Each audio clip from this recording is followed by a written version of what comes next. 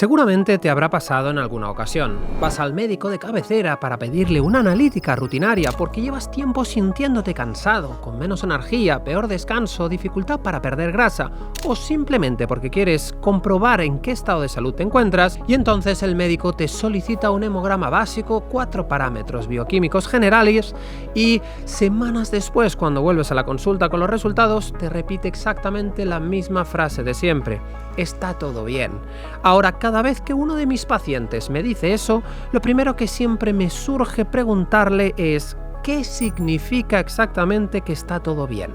Porque bajo mi punto de vista, decirle a una persona en menos de 5 minutos que está todo bien, sin ni siquiera haber analizado muchos de los parámetros realmente necesarios para valorar el estado de salud de esa persona, es, por decirlo de una forma generosa, precipitado y poco profesional. Y digo esto porque a día de hoy seguimos teniendo un enfoque tremendamente reduccionista de la medicina preventiva, donde parece que mientras no exista una enfermedad grave diagnosticada o varios marcadores completamente fuera de rango, automáticamente asumimos que la persona está sana. Y precisamente por eso muchísimas personas normalizan vivir años con fatiga, inflamación, resistencia a la insulina, alteraciones hormonales, problemas digestivos, mala recuperación, ansiedad, peor composición corporal o falta de energía, mientras sus analíticas supuestamente dicen que todo está perfecto. Por tanto, el motivo principal de este vídeo es poder transmitirte cuál es aquel conjunto de marcadores que yo considero esenciales en una analítica y que, sin convertir esto en una clase de bioquímica, te ayuden a entender de una forma más sistémica tu estado de salud. Así que si estás listo, coge papel y boli, que empezamos. De entrada, el primer marcador que deberías solicitar, más allá del hemograma básico convencional y de la bioquímica general que suele solicitarse por rutina, es la insulina en ayunas junto con la hemoglobina glicosilada o HbA1c. El primer marcador nos ofrece una idea totalmente objetiva de nuestra sensibilidad a la insulina y el segundo nos indica el promedio de los niveles de azúcar en sangre los últimos 3 meses. Por lo tanto, esos dos parámetros en conjunto son marcadores absolutamente esenciales que no suelen incluirse en las analíticas de la Seguridad Social y que nos ofrecen una información muy valiosa para reconocer el grado de resistencia o sensibilidad a la insulina que tiene una persona. En ese sentido, unos niveles superiores a 6 unidades internacionales por mililitro de insulina o mayores de 5,2 de hemoglobina glicosilada ya nos estarían ofreciendo una idea de que la persona tiene cierto grado de resistencia a la insulina y que probablemente ya presenta cierto margen de mejora a nivel metabólico. Ahora, si después de escuchar esto lo primero que estás pensando es que según tu última analítica te encuentras en rangos normales aún estando por encima de esos valores, antes de seguir, déjame aclararte algo muy importante. Estar en rangos considerados normales por un laboratorio no tiene nada que ver con situarse en rangos funcionales. La diferencia es que la medicina tradicional basada en parámetros de laboratorio tan amplios busca detectar o confirmar una posible enfermedad o alteración, mientras que un enfoque funcional es mucho más preventivo y fisiológico y persigue optimizar la salud y detectar alteraciones mucho antes de que aparezca la enfermedad. Y si ponemos de ejemplo el caso anterior, puedes estar en rangos normales por debajo de 25 unidades por mililitro de insulina o tener una glicada de 5,7 y eso indicar una clara situación de prediabetes o resistencia a la insulina. Por eso digo, siempre insisto que no basta con estar en rangos y no tener ningún asterisco. Lo que hay que hacer es tratar de entender cuáles son los rangos funcionales para optimizar tu salud.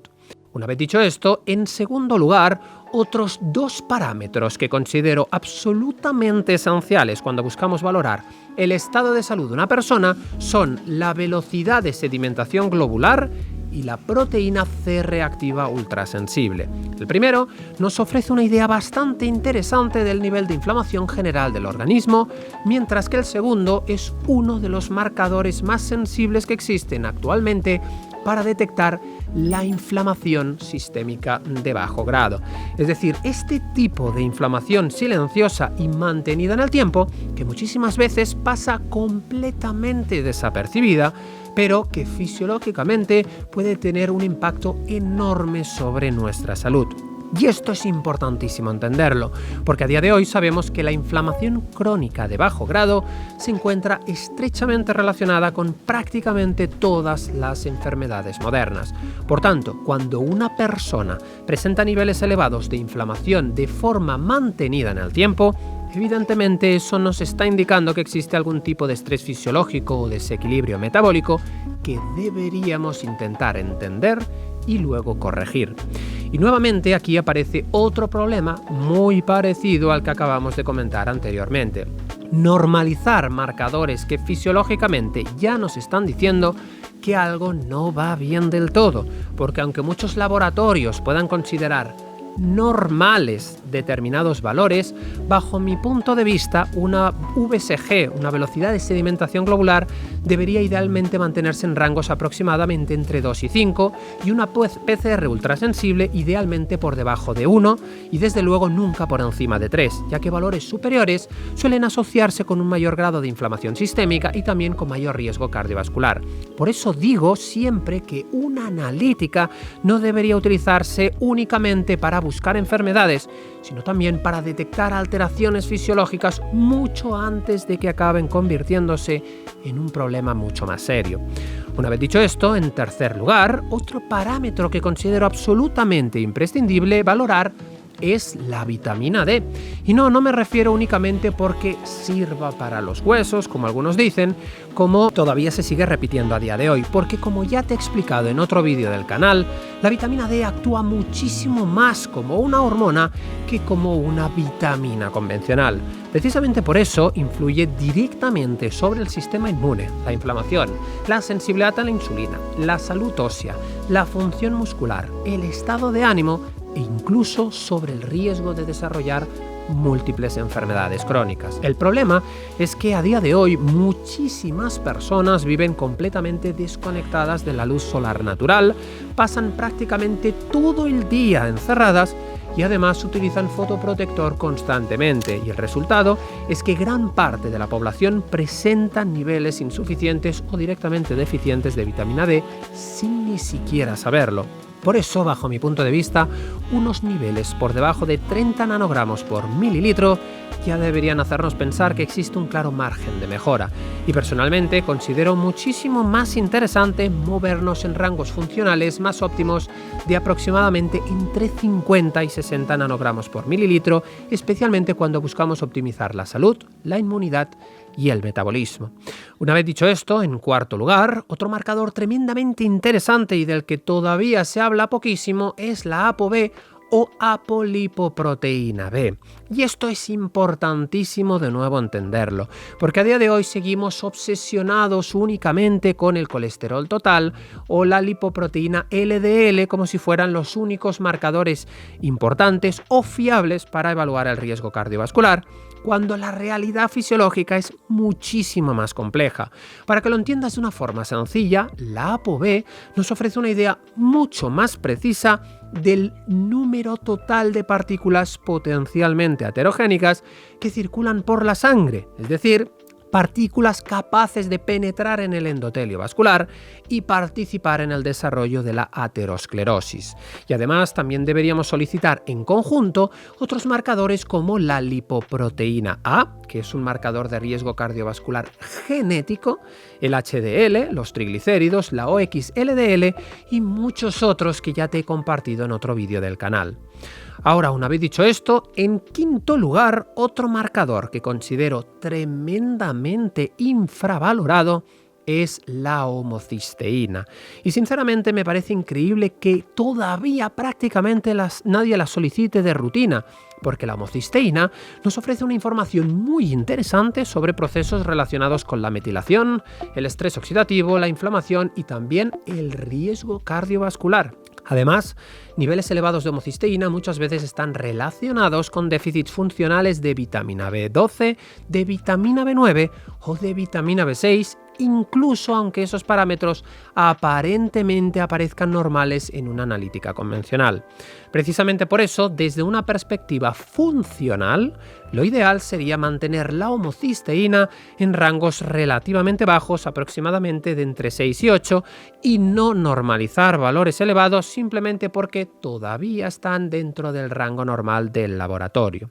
Y por último, otro bloque que también considero importante valorar tiene que ver con el metabolismo del hierro. Y aquí no me refiero únicamente a mirar el hierro sérico o la ferritina de forma aislada, sino también parámetros como la transferrina, el cobre y especialmente la ceruloplasmina. ¿Por qué? Porque muchísimas personas viven constantemente cansadas, con peor recuperación, caída del cabello, peor rendimiento físico o incluso alteraciones metabólicas importantes sin entender que detrás puede existir un problema relacionado con el metabolismo del hierro.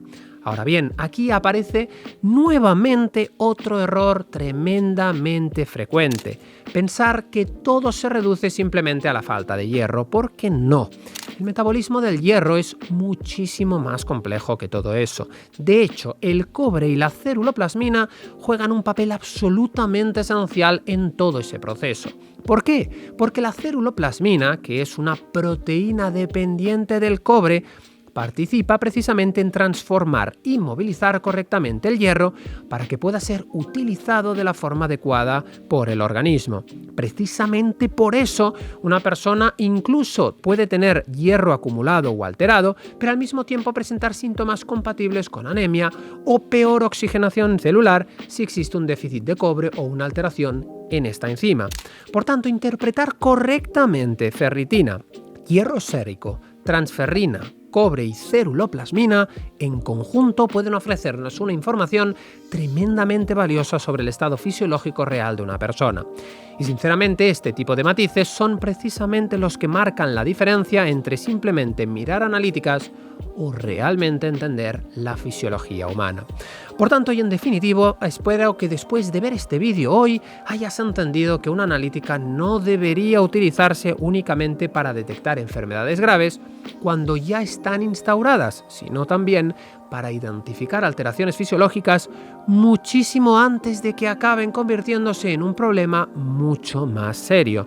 Porque al final no se trata únicamente de estar dentro de rango, se trata de entender qué está ocurriendo realmente dentro de tu organismo y qué margen de mejora personal existe todavía a nivel metabólico, hormonal e inflamatorio. Y sinceramente, todo lo que acabamos de ver hoy es tan solo una pequeña parte de todo lo que realmente podríamos analizar, porque todavía nos faltarían marcadores importantísimos relacionados con la salud tiroidea, las hormonas sexuales, el cortisol, el estrés crónico, la función hepática, la microbiota, el metabolismo renal y muchísimos otros parámetros tremendamente interesantes. Así que si quieres que haga una segunda parte de este vídeo profundizando sobre qué pedir para valorar la salud hormonal, la salud tiroidea, esa salud hepática, etc., déjamelo saber en comentarios y apoya muchísimo este vídeo con un buen like para que sepa que realmente te interesa este tipo de contenido. Nosotros nos vemos como siempre en el próximo vídeo. Gracias por tu tiempo y hasta pronto.